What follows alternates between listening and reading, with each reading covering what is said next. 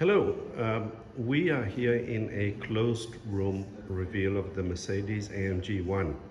We are just adjacent to the Monte Blanco racetrack just outside of Seville. So this is the Mercedes-AMG ONE, and this basically showcases all the engineering tricks in the Mercedes-AMG toolbox, and it uses a lot of the F1 know-how that the team has garnered over the years. So all the aero and powertrain, etc., uses a raft of tricks from Formula One. And so we'll start maybe with the powertrain. And sitting under there is basically let's say a detuned version of the 1.6 liter V6 turbo engine that you'd find in Lewis Hamilton's car. It's detuned here. It revs to 11,000 RPM and drives the rear wheels through an X-Track 7-speed sequential gearbox. And the other component of the powertrain, or actually there's two components. There's two electric motors, one for each front wheel. They drive the wheels through a shaft, 120 kilowatts each.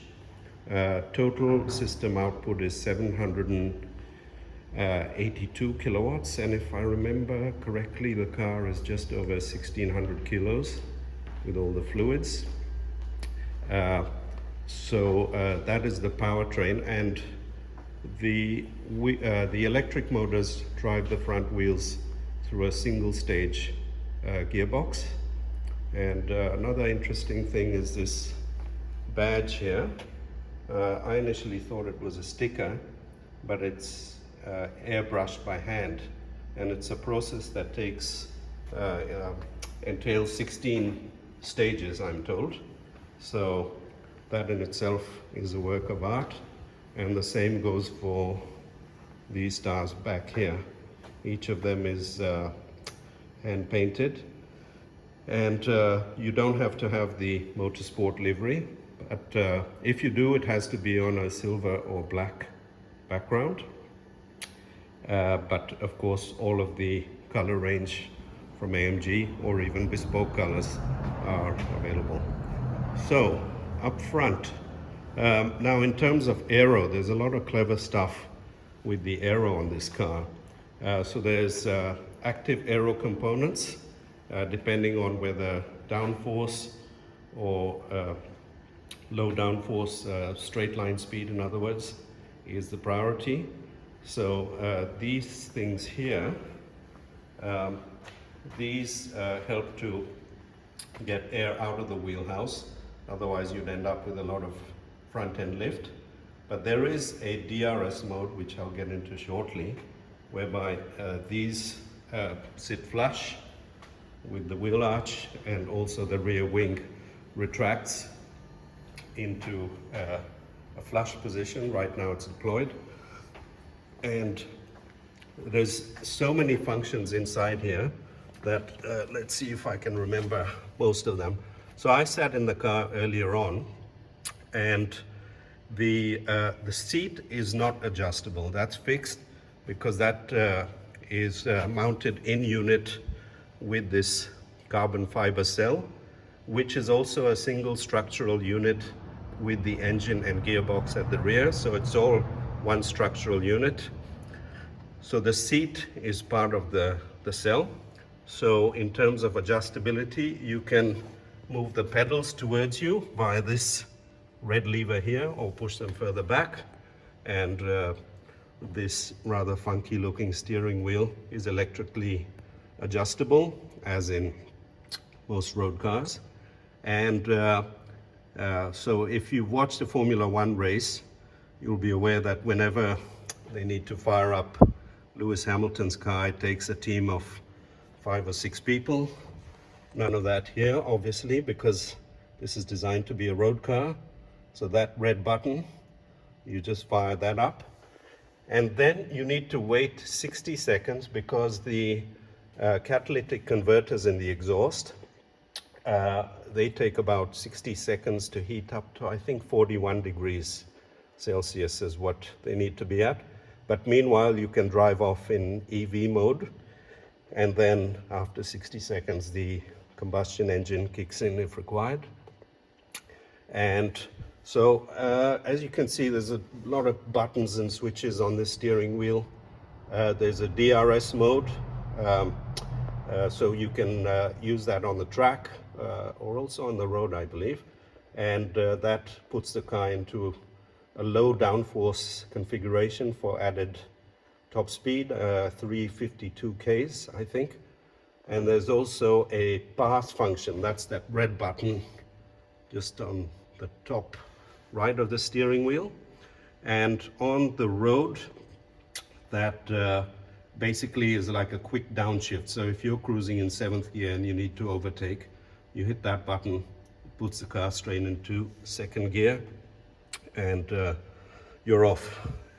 So that is the cockpit. So even though this is a highly specialized ultra high performance car, you have the full navigation and infotainment system there, and so you don't miss out on any of that stuff.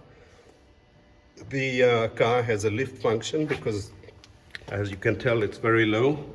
I think right now it's been dropped into race mode possibly, but there is a lift function, so if you have steep driveway entrances or speed humps, etc., it can get past those safely.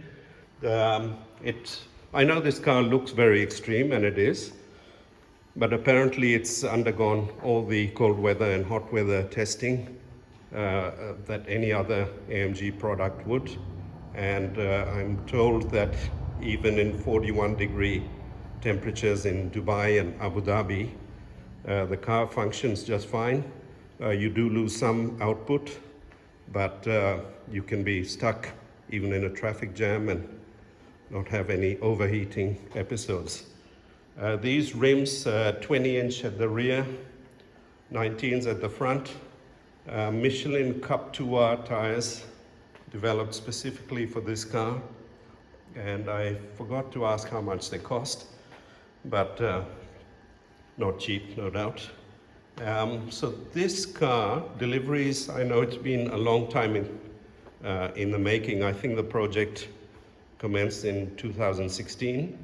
So finally, production commences in the, I think, mid-year, and deliveries start in the second half of this year. There'll be 275 cars in total. The price, I think, was 2.275 million euros plus taxes. So, but yes, all 275 cars pre-sold. And the weight, I'm not sure if I mentioned the weight, I think it's 1695 with all fluids on board. There's a charging point with the conventional, how do you get this thing open? There we go. Conventional socket, so you can recharge it in your wall box or any of the charging points. Now, what have I left out? So yes, I mentioned the powertrain and 7-speed sequential gearbox. So that's tucked. It's a 1.6 liter engine, so it's pretty compact. So it's down there. And then, as you can see, push rod suspension, as you'd find in an F1 car, because that delivers the ultimate in terms of dynamics. And so yes, as you can see, there's very complex aero treatment and the exhaust system. And in terms of sound quality, so don't expect the typical AMG V8 sound, but something that is more akin to the sound of an F1 car, which I guess is in keeping with the spirit of this car. So I just had a chat with some of the engineers, and this will undoubtedly be the quickest thing that AMG produces. No surprises there, but they're not talking Nürburgring lap times at this stage, but I'm told there'll be an announcement later. My guess would be probably somewhere in the low 6-minute bracket, or maybe even below, but who knows. So that is, I think, basically a quick summary of the car. I don't know if we'll ever get the chance to drive one, but for the 275 lucky people that do, some of them will actually use the track performance, but perhaps others will just buy it as an investment. But either way, all I can say is, you lucky bastards.